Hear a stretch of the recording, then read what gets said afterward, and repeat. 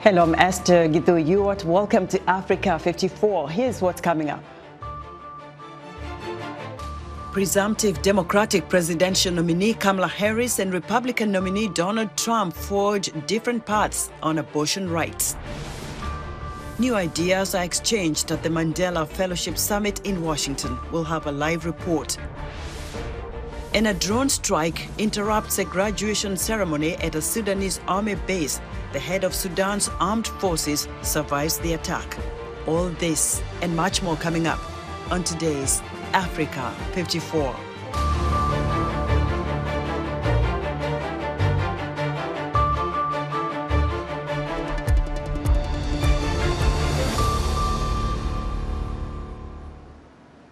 Access to abortion is one of the main topics in this year's U.S. presidential race. The Kamala Harris campaign is betting on support for abortion rights, driving voters to the polls in November, while Donald Trump and the Republican Party are toning down their anti-abortion public stances on the matter.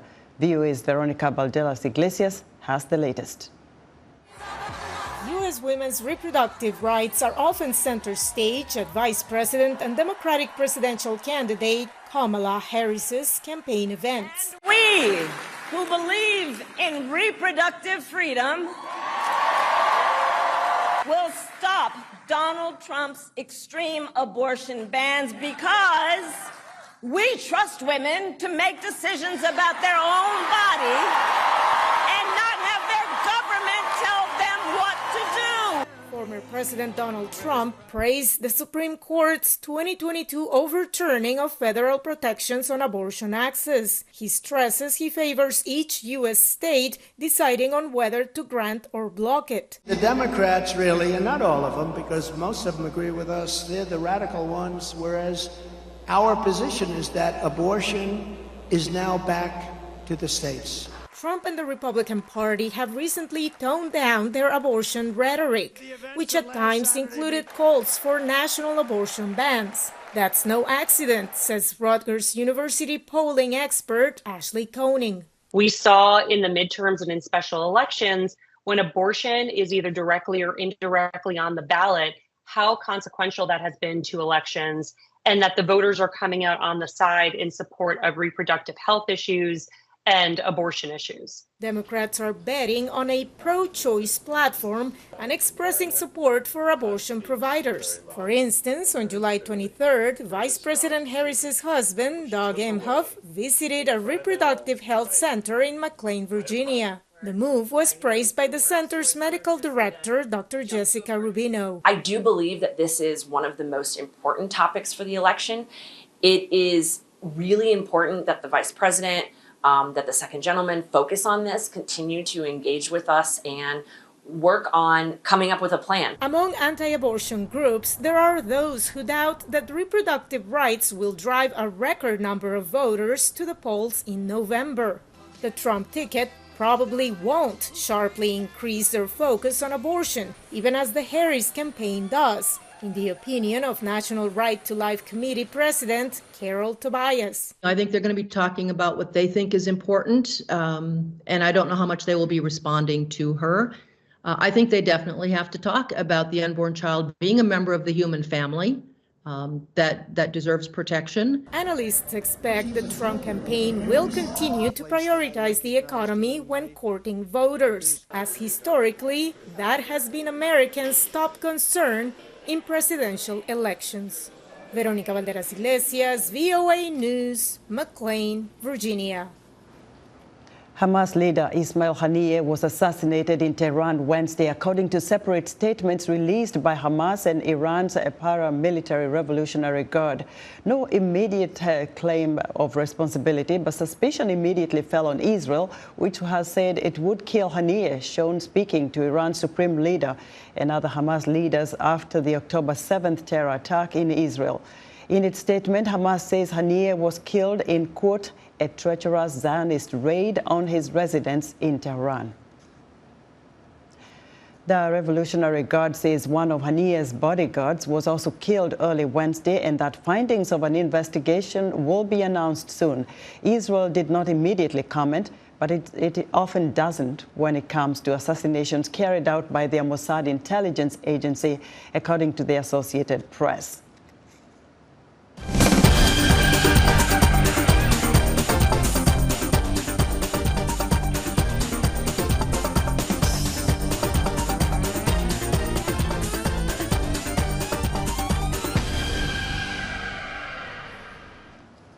The Mandela Washington Fellowship Summit here in Washington ends Wednesday. Guests from U.S. government agencies and representatives of business and organizations with interest in Africa have engaged in high-level discussions and workshops. For more on what's happening on day 3 of the event, VOA's Jackson Vunganyi joins us live from the summit.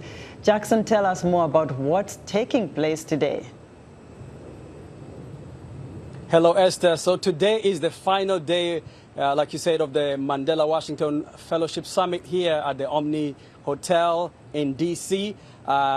It's a busy day for them. It's when they make that transition from being fellows to being part of the alumni network. So today is kind of an induction ceremony in the afternoon.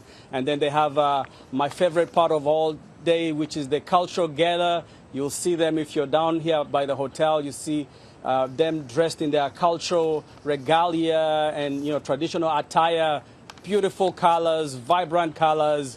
So I have 2 young one alumni and one fellow who's about to transition into an alumni, Don Patrick from Uganda, who is a fellow currently. In a few hours, you're going to be an alumni.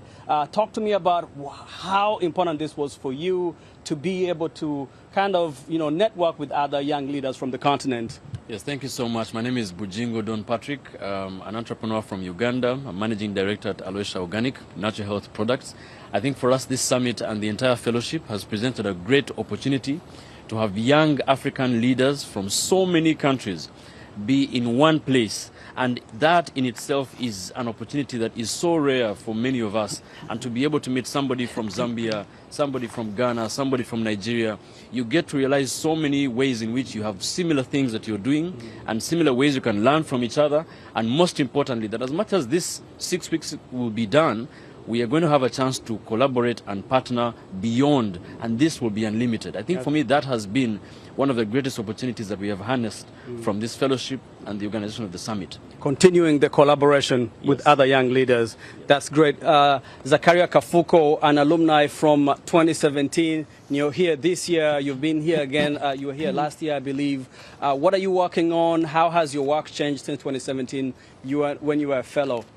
Yeah, thanks again. So my name is Zakaria Kafuko from Zambia. I was at Arizona State University, and I think the changes that have happened since 2017 have been immense. And honestly speaking, the only way I could explain this is that it's been life-changing for me. I basically came as a boy from the village, and to be able to meet so many young people from across the continent and be able to create partnerships with U.S. citizens and businesses and organizations, I think it has been very defining for me.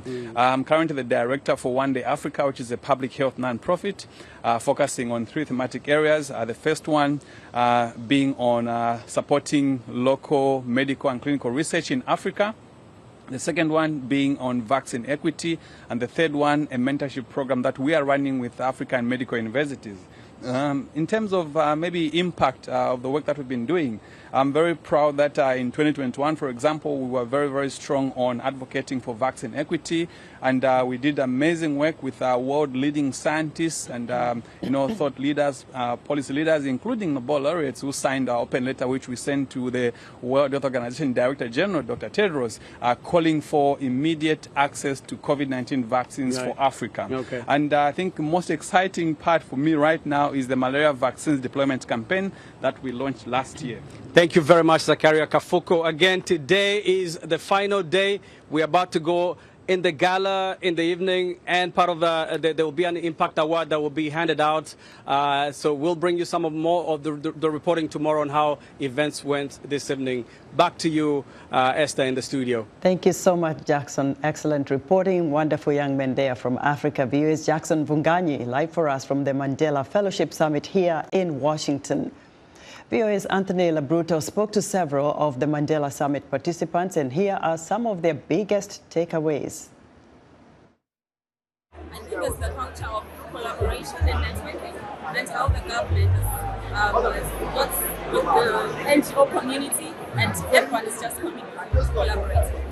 In the summit, we had the opportunity to meet with all the different leaders who were selected from Africa. So it's a very interesting networking platform where we can meet, to have partners, to discuss with leaders more deeply, and also the conferences we are still learning from all the different speakers who come and go. So it's really fantastic to be at the summit. And one special thing also is this summit is special as it's the 10th anniversary of the YALI Mandela Washington Fellowship, which is really special and nice because we have the opportunity to talk to alumni of the program. I am taking back bravery, I'm taking back commitment, I'm taking back respect for Africa, and this has been instilled in me from the institute that I was at in Breakwater State University, and my interaction with other Africans and Americans have taught me that we are powerful, and young people, we do not have to underestimate ourselves. So I'm going back with a lot of courage, with a lot of confidence in me, back to my country. I think collaboration, collaboration is something that I came to learn here, especially we visited a town called Manning in Iowa State, and the way they develop their little town in collaboration of other stakeholders, other businesses, to make sure that the town actually exists, because it's getting extinguished as the world develops, but they are working together. And that's something that we as Africans have to learn and actually implement there. One of the most prominent ones for me is that you make things work for you.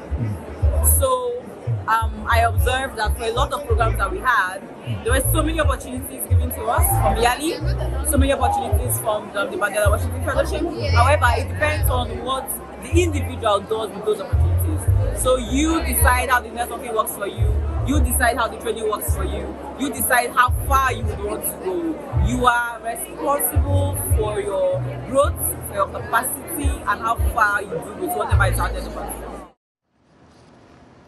Mandela Fellow speaking to VOA's Anthony Labruto there. And we're pleased to have Christine Thiam with us today. She is a motivational speaker, entrepreneur, and technology ecosystem leader who gave the keynote speech that energized the kickoff of the Mandela Washington Fellowship Summit ongoing here in Washington, D.C. Christine, thank you so much for speaking with us today. Thank you. Tell us what your message at the summit was. Yeah, so my message at the summit, anytime I get in front of a group of people of our generation, is just really reminding them that right now we need more than just transformational leadership. We need authentic leadership, and then really going back to the basics and leveraging their background and their stories and their journeys to create real change within their communities, especially with technology. Why was it so important for you to address that issue? Yeah. I mean, clearly it's personal. I represent this generation. I am a millennial. I am in the age graphic of people who are tired of what we see our current leadership doing. And so I was able to share not only my journey, starting as an entrepreneur, building and scaling from Haiti to the world, but also sharing that with every challenge, there's always opportunities to still grow and accelerate in the work that we do around the world.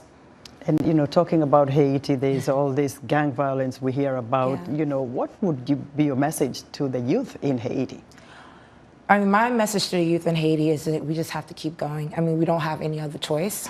As someone who have done a lot, I grew up in Haiti, I understand the troubles and the issues within the country. I've always inspired people to always do their part and really make their mark in any way that they can. As someone who's founded Haiti Tech Summit, every single year we actually leverage the youth to get leaders together and stakeholders across different industries to come together to do more change in the country. And what has the experience been like for you being a YALI member, and what would you take out of that to Haiti? Yeah, I mean, obviously we are all one people, no matter what place we come from, whether I'm Haitian or Ghanaian or any part of the African continent, we all have the same message, right? The challenges that we face, we all face them together, and the solutions that we create, we can do it one day at a time as long as we stay focused. And so that's the message I always tell people, no matter what we're surmounting in terms of challenges, go for it. The opportunity is right in front of us, especially entrepreneurs. We're born to take on challenges as opportunities. We have a lot in this century that we could take on and really take to the next level. And you like to be in tech as well. Yes. What is it like for you guys? This generation is a technology generation. What is it like for you, and how far do you want to go? Yeah, so with technology, we see technology, even though it has created a lot of solutions, that there's still more work to be done in technology. And as someone who's, as the founder of the global startup ecosystem, all we do is prepare people for the digital age. So we talk about exponential technology, we talk about AI, we talk about how to leverage technology to tackle challenges. And you'll find that a lot of people are able to create massive, massive, massive growth by leveraging technology to amplify me. The fact that I could connect with anyone within a moment's notice because of technology means I could carry a movement very far. And that's the work that we do across our global startup ecosystem. What would you say, as Mandela Fellows, you are going to take out of the Washington Summit? Don't forget who you are. My keynote address was, what is your name? And to be proud where you come from, even the good, the bad, and ugly of your story, take it on as a weapon to really move forward and be proud of every single part of your journey, because you never know what part of the journey will get you to where you need to go in the future. So always be proud of where you come from, take it on, and move forward. That was my message. So proud of you. Thank you so much, Christine. Thank you so much. Christine, and Tim is a motivational speaker, entrepreneur, and tech ecosystem leader.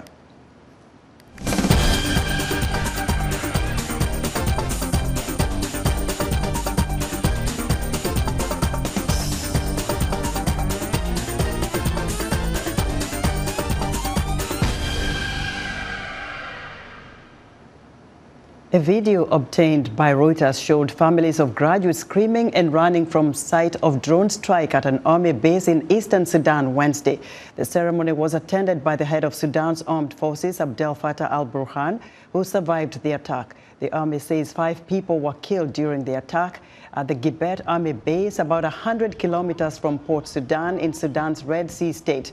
The drone attack is the latest in a string of such attacks on army locations in recent months, and the closest to Port Sudan, the de facto capital. The paramilitary Rapid Support Forces, the army's rival in the war, has not claimed responsibility. A ceasefire beginning on Sunday, August 4th, in Eastern Democratic Republic of Congo was agreed on Tuesday following talks between Congo and Rwanda. According to the Angolan presidency, Congo has accused Rwanda of backing the M23 rebels, which Rwanda has steadfastly denied. A spokesperson for the Congolese Foreign Ministry confirms the ceasefire and says it will be indefinite duration.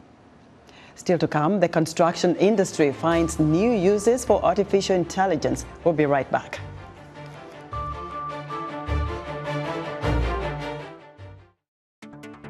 On the next Straight Talk Africa, for the first time in the history of the HIV and AIDS epidemic, the sharpest decline in new infections has been achieved in sub-Saharan Africa. But infections are rising in parts of the Middle East, North Africa, Eastern Europe, Central Asia, and Latin America. Can the HIV and AIDS epidemic be stopped? Join me, Vincent Makori, and my guests on the next Straight Talk Africa. Corruption is said to undermine justice and the rule of law in societies. On this week's episode of Our Voices, we'll explore how women especially are affected by corruption as they seek access to their basic needs, health services, even when they seek to climb the ladder in leadership. We discuss this and more. Join the conversation each week right here on Our Voices.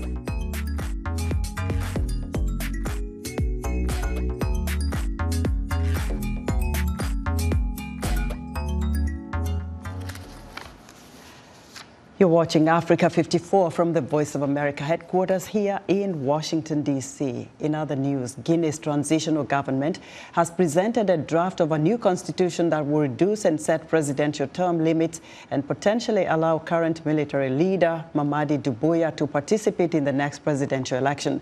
The junta that seized power in a coup in 2021 proposed a 2-year transition to elections in 2022. In the United States, an African-American Missouri man is free after 34 years behind bars due to his murder conviction being overturned, despite the state attorney general's efforts to keep him in prison. A judge overturned Christopher Dunn's murder conviction on July 22nd and ordered his immediate release, but Dunn had remained imprisoned amid a chaotic appeal process. And frustrated with growing economic hardships, Nigerians are planning nationwide protests on Thursday against the country's worst cost of living crisis in a generation. President Bola Tinubu, who promised renewed hope, blames the surging inflation that is at a 28-year high. The construction industry is finding new uses for artificial intelligence in multi-story building projects in the northwestern U.S. city of Seattle. Autonomous robots are tasked with documenting progress and detecting potential hazards. VOA's Natasha Mozgovaya has the story. When the construction crew on this Seattle, Washington apartment building clocks out for the day, 2 autonomous robots backed by artificial intelligence, or AI, get to work. So the robot drives into each room on the floor. It has the floor plans already loaded in it, so it knows where the walls are going to be. And what it does is it moves into each space and takes a 360-degree high-resolution photo. And it goes through and it does the entire floor for that, and then it uploads. Move around a construction site that's ever-changing. There's always things in the way. There's always people moving in and out. But these do a really good job at that. Images captured by these robots go through an AI model trained to recognize thousands of construction-related objects, so engineers on site and designers on the opposite coast can monitor the building progress and identify potential hazards. It's analyzing them and saying, okay, what do I see here? Are the walls painted? Is it drywall? Did the ceiling have framing? Is it painted concrete? Is the air duct installed? Is the air duct insulated? It's looking for all of these things and then processing them into our online platform, and then displaying them in a really digestible way. Workers' faces are blurred on the robot-captured images to protect their privacy. Project leaders insist that the robots are there to help people with tedious or dangerous tasks, not take their jobs. The robot saves a lot of person time, just because the amount of time it would take a human to come through and take the level of photos with the consistency is more than 40 hours a week. Being able to track the progress amongst all the trades on a 31-story, 324-unit residential tower, such as the one in Seattle, that's just something that would be extremely time-consuming and very, very difficult for a human to do. Despite the technology's benefits, construction companies have been slow in adapting the AI tools. But Germain thinks this will change. The construction industry is ripe for much more inclusion of robotics in the future. I think that robots will always be working hand in hand with the humans on the job sites as a tool and a benefit. I don't think that they're going to be taking over the construction process on their own. Germain says that the wider adoption of AI for process optimization, real-time insights and risk assessment in construction is just a matter of time. Natasha Mozgovaya, VOA News, Seattle. Human Rights Watch has released an online report of its findings in Sudan, dubbed Khartoum is not safe for women. The organization says the rapid support forces that controls large parts of Khartoum, Bahri and Omdurman have subjected women and girls to abductions, rape and gang rape, as well as child marriages. For more insight, I'm joined from Pennsylvania by Akshaya Kumar, a crisis advocacy director at Human Rights Watch. Akshaya, welcome to Africa 54. What are you learning from medical personnel and counselors treating these women and girls? Well, survivors who have been speaking to medical providers are the ones who experienced really horrific acts of sexual violence. We know that they were raped by multiple perpetrators, sometimes involving up to 5 RSF fighters at the same time. We know that these RSF, the Rapid Support Forces, they also seized women and girls from their homes, from the streets, from their workplaces. They detained them and confined them for periods of time. time, they were willing to even sexually assault women and girls in front of their family members, which adds to the trauma suffered by these survivors and victims because it compounds the stigma and other social consequences for them. And in fact, we heard of a case of a mother and her 4 daughters who were raped in front of their father and brothers, and they were not able to leave their home because the Rapid Support Forces kept them under a sort of house arrest. They were raped repeatedly for days, and one of the young women, the daughters, ended up being pregnant because of the ordeal. What does the international law say, Akshaya, when it comes to sexual violence, and can those involved in these acts from the RSF be charged? They absolutely should be charged. They should be charged under Sudanese law, but also under international law. We know that the International Criminal Court has a jurisdiction over some part of Sudan, which is Darfur, and unfortunately, these same Rapid Support Forces, particularly the men in command, have been responsible for fighters perpetrating sexual violence in Darfur as well. So this is one pathway to justice and accountability, but we need to keep our eyes clear. These men have been perceiving sexual violence as a crime with no consequence, and the international community must speak out and change that perception. They should be willing to impose sanctions on those individuals who have been responsible for sexual violence to immediately change their behavior. And since releasing this report, have you had any reactions from the United Nations and the African Union? Well, we have been in touch with senior officials at the United Nations, and unfortunately, what they tell us is that our reports match their reports and findings, and our conclusions, particularly on the lack of access to service and on the role of the Sudanese armed forces also in obstructing the delivery of humanitarian aid and making it harder for these women to access the services they need, match their understanding. And so our advocacy is focused both on accountability and justice for these survivors, for what they experienced, but also to address the true dearth of supplies of psychosocial care, of health care that are facing these women and girls right now. Quickly, Akshaya, have you raised this issue with the RSF and have they responded? We sent our findings to the Rapid Support Forces, and they did respond to us in writing. They did not take responsibility for the actions of their fighters, and they have not acknowledged the details provided in this report. So their response is wholly inadequate, and it's simply one of many denials that they have issued in the face of mounting evidence. Thank you so much, Akshaya, for sharing this with us. Akshaya Kumar is a Crisis Advocacy Director at the Human Rights Watch. And that's our show for today. Be sure to watch Africa 54 on our website at voaafrica.com. From all of us here in Washington, thanks for watching.